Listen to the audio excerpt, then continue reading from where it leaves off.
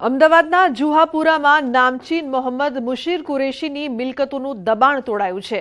મોહમ્મદ મુશીર પર જુગાર, arms act સહિતના ગુના નોંધાયેલા છે। મુશીર ખંડણી, જમીન, મકાન કે દુકાન પડાવી લેવા સહિતની ગુનાહિત પ્રવૃત્તિમાં સંડોવાયેલો છે। હાલ રાજ્યમાં ગુનેગારો પર એક્શન લેવાઈ રહ્યા છે, ત્યારે મુશીરને ઇસ્માઇલ પેલેસ નામનો બંગલો જમીનદોસ્ત કરી દેવાયો છે। 4 વીઘામાં બનેલા બંગલાની જગ્યા મુશીરની માલિકીની હતી, પરંતુ બાંધકામની કોઈ મંજૂરી લીધી ન હતી, જેને લઈને એએમસીએ અનેક વખત નોટિસ પણ મોકલી હતી। નોટિસનો કોઈ જવાબ ન મળતા અંતે એએમસીને કાર્યવાહી કરવાની ફરજ પડી અને દબાણો તોડી પડાયા। તો દબાણો તોડવાની કામગીરીને લઈને ડીસીપી શિવમ વર્માએ પ્રતિક્રિયા આપતા જણાવ્યું કે ઝોન 7ના વિસ્તારોમાં ગુનેગારોની યાદી તૈયાર કરાઈ છે। લગભગ 150 જેટલા ગુનેગારોની યાદી તૈયાર કરાઈ છે। હાલ આ ગુનેગારોની ગેરકાયદે મિલકત અને વીજ જોડાણની તપાસ ચાલુ છે। તપાસ બાદ ગેરકાયદે દબાણો તોડવામાં આવશે। જરૂર પડશે ત્યારે દબાણ હટાવવાની કામગીરીમાં પોલીસ બંદોબસ્ત આપવામાં આવશે। સાથે જ મુશીર ગેંગને લઈને ડીસીપીએ જણાવ્યું કે આ ગેંગ વિરુદ્ધ તપાસ ચાલુ છે। ગુજસીટોક સહિતના ગુના પણ ગેંગ સામે નોંધાઈ શકે છે। अपना जोन 7 विस्तार में 150 જેટલા લુખ્ખા તત્વોની યાદી તૈયાર છે અને એમાં બધી કામગીરી પ્રોપર્ટી આઈડેન્ટિફાઈ કરવાની અને વીજ કનેક્શન ગેરરીતે કોઈ પણ હોય એની કામગીરી સખ્ત ચાલુ છે। એ પણ દિશામાં આપણે શોધી રહ્યા છે અને ગુજસી ટોકની પણ થઈ શકે એવું કામગીરી ચાલુ છે। અમદાવાદના જુહાપુરા વિસ્તારમાં ડિમોલેશનની કાર્યવાહી કરવામાં આવી છે અને આ વખતે જે ડિમોલેશનની કાર્યવાહી કરવામાં આવી છે તે ગેરકાયદેસર મિલકત નામચીન મોહમ્મદ મુશીર કુરેશીની હોવાનું સામે આવ્યું છે। મોહમ્મદ મુશીર જુગાર, આર્મ્સ એક્ટ સહિતના અનેક ગુનાઓ તેમના વિરુદ્ધ નોંધાઈ ચૂક્યા છે।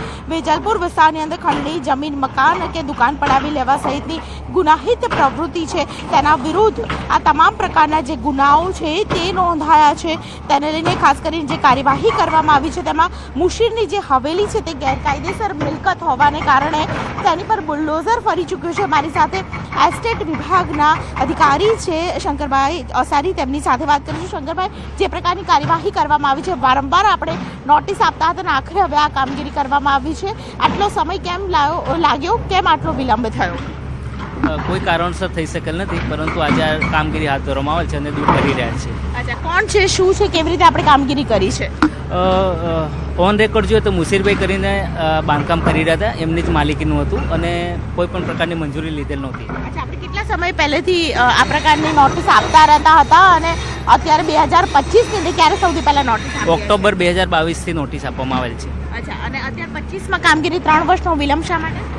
તો કોઈ અગમ્ય કારણસર થઈ શકેલ નથી, પરંતુ અત્યારે આપણે દૂર કરી રહ્યા છીએ। કુલ કેટલી નોટિસ આપી છે? 3 નોટિસ આપવામાં આવેલ છે। 3 નોટિસ આપવામાં આવી છે। એ સિવાયની આજની કામગીરીને લઈને બીજું પણ શું ધ્યાનમાં રાખવામાં આવશે? આ મિલ્ક સિવાય અન્ય કોઈ ગેરકાયદેસર મિલકત પણ સામે આવી છે કે કેમ? નહીં, બાંધકામો જે ધ્યાન પર આવે છે તેઓને આપણે નોટિસો આપીએ જ છીએ, દરેક ગેરકાયદેસર બાંધકામને।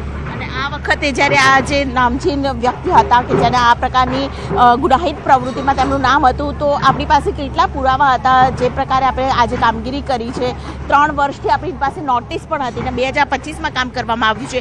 અન્ય કોઈ મિલકત પણ છે કે કેમ જે કોર્પોરેશનના ધ્યાનમાં આવી હોય? એ અમે ચેક કરી રહ્યા છીએ, અમને પોલીસ વિભાગથી યાદી આપવામાં આવશે, એ પ્રમાણે અમે કામગીરી કરશું। પુરાવાના અભાવે ખાસ કરીને અમદાવાદ મહાનગરપાલિકા દ્વારા જે કામગીરી કરવામાં આવ્યું છે તેમાં આપ જોઈ રહ્યા છો કે આખું જે હવેલી અને આખું સામ્રાજ્ય છે તેનું નેસ્તનાબૂદ કરવામાં આવ્યું છે। સૌથી મહત્ત્વની વાત છે કે જે પ્રકારનું ગુનાહિત પ્રવૃત્તિ ધરાવતા વ્યક્તિઓ એક પછી એક તેમના મકાન છે જમીનદોસ્ત કરવામાં આવી રહ્યા છે, ત્યારે ફરી એકવાર બુલડોઝર છે તે ફરી રહ્યું છે ને તે એ મકાન ઉપર કે જે ખાસ કરીને અનેક ગુનાહિત પ્રવૃત્તિ સાથે જોડાયેલી વ્યક્તિ છે।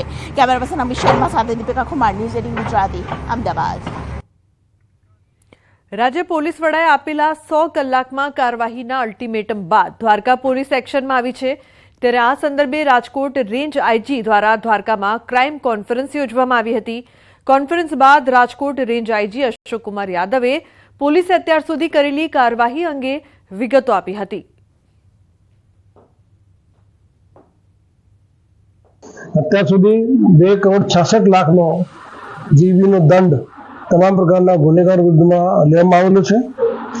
19 જગ્યા ઉપર અમારા જુદા જુદા અધિકારી કર્મચારીઓ દ્વારા જે ગેરકાયદેસર બાંધકામ એ ચિહ્નિત કરી એના વિરુદ્ધમાં એક્શન લેવાની પણ કામગીરી અને બુલડોઝરથી એ લોકો જે ગેરકાયદેસર બાંધકામ હતો એને ધ્વસ્ત કરવાની કામગીરી પણ પોલીસ દ્વારા કરવામાં આવેલી છે. નર્મદા જિલ્લામાં બાઇક સવારોના અકસ્માતમાં અત્યાર સુધીમાં 10થી વધુ લોકોના હેલ્મેટ ન પહેરવાના કારણે જીવ ગયા છે, જેને લઈને નર્મદા જિલ્લા પોલીસ દ્વારા સમગ્ર જિલ્લામાં ટ્રાફિક ડ્રાઇવ યોજવામાં આવી છે, જેમાં પોલીસ દ્વારા હેલ્મેટ અને સીટ બેલ્ટ બાબતે ડ્રાઇવ રાખવામાં આવી છે.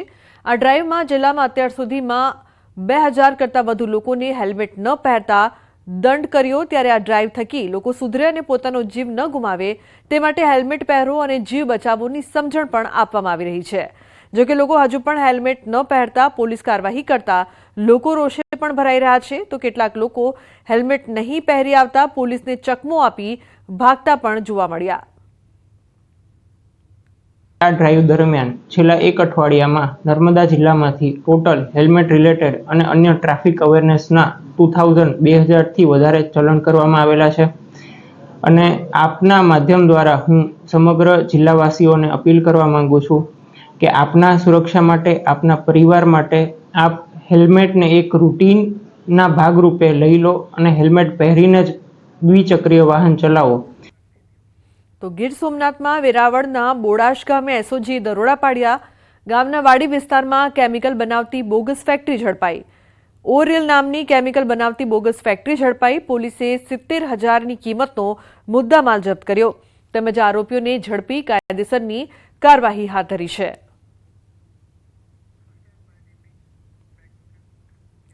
ગાંધીનગરમાં આરોગ્ય કર્મચારીઓ પડતર માંગોને લઈને ધરણા કરી રહ્યા છે, ત્યારે ગુજરાત આરોગ્ય કર્મચારી મહાસંઘના પ્રમુખ રણજીતસિંહ મોરીએ નિવેદન આપ્યું. તેમણે કહ્યું, જ્યાં સુધી ગ્રેડ પેમાં સમાવેશનો ઠરાવ પસાર ન થાય, ખાતાકીય પરીક્ષા રદ ન થાય ત્યાં સુધી હડતાળ યથાવત રહેશે. અમે આ પહેલા પણ સીએમને આવેદનપત્ર આપવા આવ્યા હતા, તે સમયે અમારી અટકાયત કરાઈ હતી. અમે શાંતિપૂર્વક આંદોલન કરી રહ્યા છીએ. અમારી માંગ નહીં સંતોષાય ત્યાં સુધી અમારી શાંતિપૂર્વકની અચોક્કસ મુદ્દતની હડતાળ યથાવત રહેશે.